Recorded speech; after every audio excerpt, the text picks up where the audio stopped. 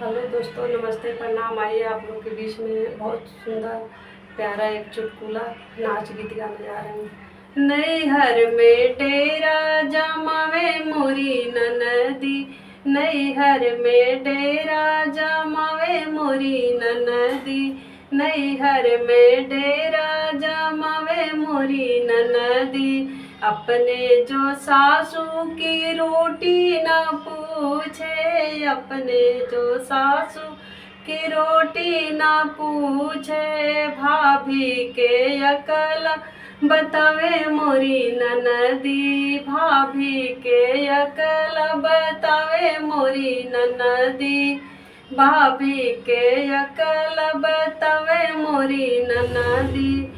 अपने ननद जी के पानी न पूछे, अपने ननद जी के पानी न पूछे, भाभी से पैर धुलावे मोरी ननदी, भाभी से पैर धुलावे मोरी ननदी।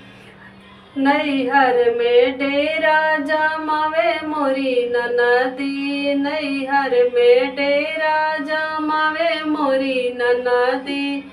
अपने अपने लालन के बबुआ कहे, अपने लालन के बबुआ कहे, भतीजा के कलुआ बोलावे मोरी ननदी, भतीजा के कलुआ बोलावे मोरी ननदी। नैहर में डेरा जमावे मोरी ननदी, नैहर में डेरा जमावे मोरी ननदी।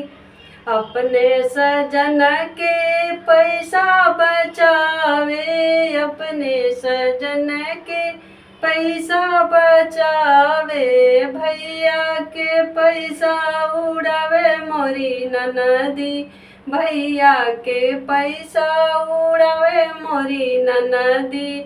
नैहर में डेरा जमावे मोरी ननदी, नैहर में डेरा जमावे मोरी ननदी।